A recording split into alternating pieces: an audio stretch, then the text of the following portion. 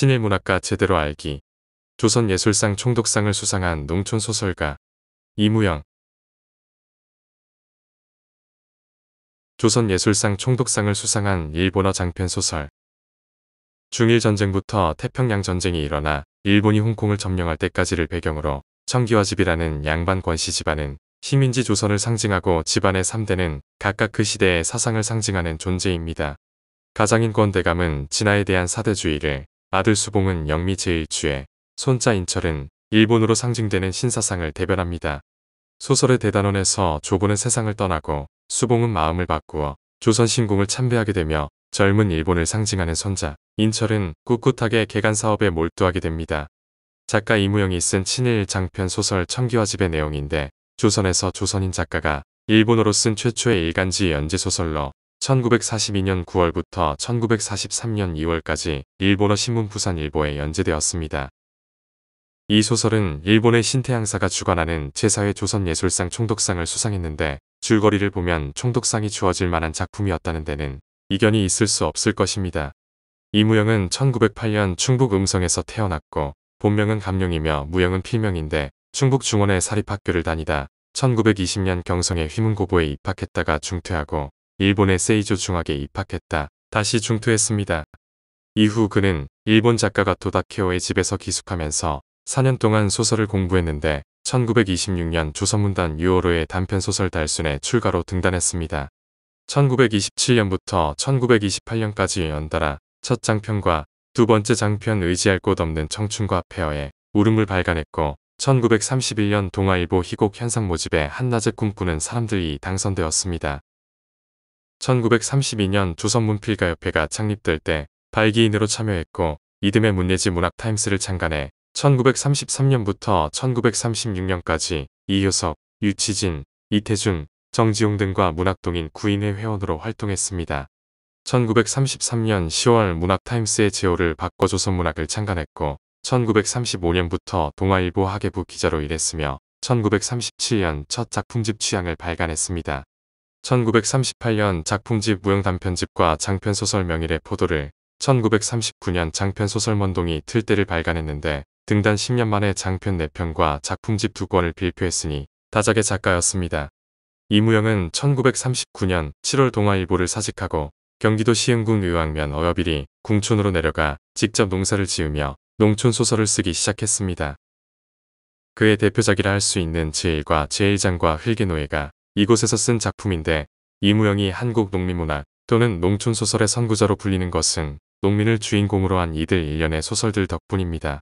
그러나 그의 농민소설은 친일인명사전에 등재되게 만들고 꾸준히 반복적으로 해온 대일협력의 한 축이라고 할 수 있는데 대표작 흘개노예부터 농촌계몽을 일제 식민정책과 융화시켰다는 평가를 받기 때문입니다. 제1과 제1장의 속편으로 쓰인 이 작품은 기계 문명에 밀리고 농촌 정책에 희생되어 땅을 잃어가는 농민들의 모습을 잘 나타내지만 긍정적으로 생활을 창조해 나가는 농민의 모습은 일제 식민정책과 맥을 잇고 있습니다. 이무영은 청기와 집이나 향가 등에서는 작가의 목소리를 대변하는 계몽주의적인 젊은 주인공들을 등장시켜 조선의 근로대중을 일제의 총동원체제에 합류시키려고 시도했습니다. 1943년에 매일신보에 연재한 장편소설 향가는 농촌소설의 형식을 빌려 농촌에서 총후봉공과 지원병 문제를 다루고 있는데 무대가 되는 농촌마을에는 원수지간인 두 집안이 있습니다. 이들 집안의 아들과 딸인 남녀 주인공은 귀향에 함께 수리공사, 강습소 설립 등을 통해 촌락 공동체를 건설하기 시작해 당시 중대과제였던 자작농 창설을 이루고 전선에 보낼 위문대와 애국저금을 확보해 나갑니다. 그리고 지원병에 응모하는 젊은이가 나오고 국어 보급도 활발해지는 등 전시하에 촌락다운 체제와 활동을 갖추고야 만다는 내용입니다. 이무영의 친일 문필 활동은 1942년 총독부 외곽단체인 조선문인협회 문학부 간사를 맡으며 본격적으로 시작되며 1942년 12월부터 이듬해 1월까지 채만식 등과 만주 간도성의 조선인 개척촌을 시찰했습니다. 출발 전에 그는 영하 30여 도의 추위와 싸우면서 그다지 비옥하지 않은 토지를 가면히 개척한 그 위대한 정성을 내 마음의 양식으로 하고 싶다는 포부를 매일신보에 밝혔습니다. 또한 돌아와서도 만주 이민의 황국 신민화는 논리가 아니라 생활로부터 이루어지고 있다면서 개척민의 친화나 단결, 정착을 위해 일본의 분촌계획과 같은 것이 조선에도 시행되었으면 좋겠다고 말했습니다. 결국 이무영의 논리는 일제의 농업식민을 2등 시민인 조선인이 만주에서 재현하기를 기대하는 것으로 전형적인 아류제국주의적 발상에 기초하고 있었습니다. 이무영이 문학으로 일본의 협력을 시작한 것은 국민문학의 대동아 전쟁으로 무엇을 배웠는가라는 응답문에서 확인되는데 영미의 종속적인 종전 문학을 비판하면서 시국에 조응하는 문학을 추구할 것임을 밝혔습니다. 관념적인 문학이거나 학문 같은 것이 전쟁의 경우 커다란 역할을 할 수 없으며 위대한 국민 정신이 없는 곳에 힘찬 문학도 기대할 수 없다는 것을 지금 새삼스럽게 통감하고 있는 것입니다. 국민이며 그리고 작가의 한 사람으로서 장차는 투쟁 정신을 갖지 않는 숫자만의 군인을 앞에 두고 두려워서 옹송그리고 있는 영미의 순애자들을 거울로 하고 노력해 나갈 것입니다. 국민문학 1942년 2월 5 4년여 동안 일본 작가 가토 다케오를 사사해 일본어 창작에 자신감을 가진 그는 시국적 문학의 창작 수단으로 일본어를 사용할 것을 주장했는데 작가가 모국어를 포기하는 것은 정체성의 심각한 부정이었습니다. 그는 침략 전쟁이 수행되고 있는 국면에서는 결전 자세가 강조될수록 문학가의 특수성이 잘 활용되어야 한다고 주장했는데 마침내 문학을 전쟁의 도구로 상정하고 창작을 생산으로 인식하게 된 것이었습니다.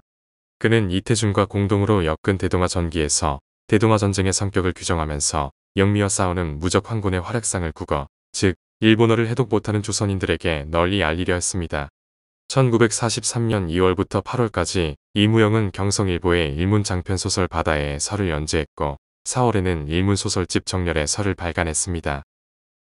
여기 실린 작품 가운데 제1과 제1장은 1939년 한글로 발표했던 소설을 직접 일본어로 번역한 것으로 일제의 농업 정책으로 인해 농민들이 궁핍한 생활에 시달리는 대목들은 대거 삭제해 일제에 영합했습니다.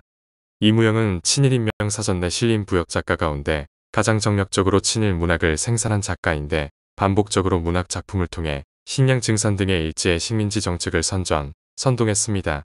이무영이 1943년 8월 반도에 비해 발표한 단편소설 용답은 일제의 중요 정책이었던 자작농 창설을 다루었는데 이 작품이 농본주의로 위장한 증산보국 소설의 또 다른 양상으로 평가되는 것은 이 때문입니다.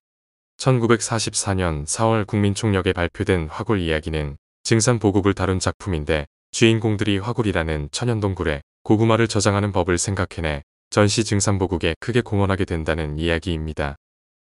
소설집 정렬에서에 수록된 어머니에서는 자신을 희생해서라도 증산보국에 공헌하는 농민 어머니를 그림으로써 노골적으로 일제의 정책을 선전했습니다. 우 과부는 남편이 주색잡기로 가산을 탕진한 후 죽자 남은 3,000평 정도의 모래산을 아들 태근과 부지런히 일구어 훌륭한 복숭아 과수원으로 바꿔놓는다. 그런데 첫 수확을 올린 뒤 지원병으로 출정하겠다던 태근이 감기로 병사한다. 우 과부가 슬픔에 젖어 있을 때 면에서는 식량 증산을 위해 마을 과수원들을 밭으로 개발하라고 시달한다.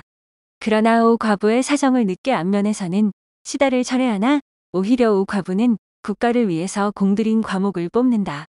아들 태근이 나라를 위해 일하지 않은 게 죄스러워서라도 그렇게 한 것이다.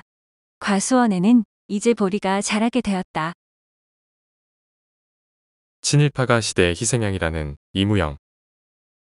해방 후 시골에 집거하던 이무영은 이듬해 조선문필가협회에 참여하면서 활동을 재개했는데 대학에서 강의하며 작품집 흙의 노예를 발간했고 1947년 연희대학교 문과대에 출강했습니다.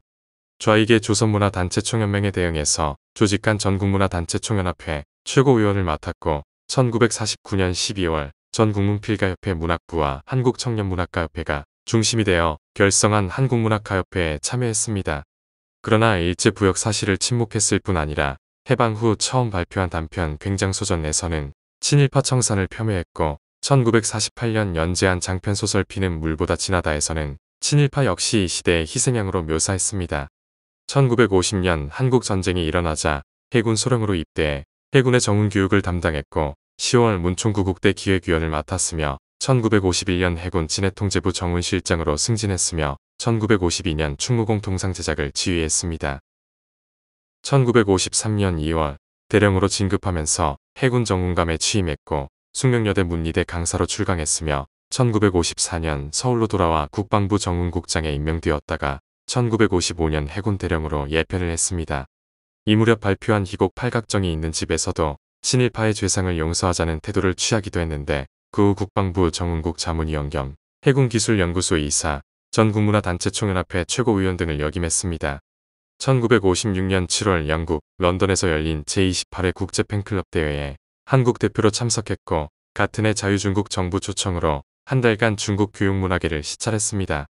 친일부역을 진심으로 부끄러워한 사람이 드문 것은 친일파의 공통된 점일지도 모르는데 이무영은 1960년 4월에 세상을 떠났고 문인장으로 서울 성북구 창동 천주교묘지에 묻혔습니다.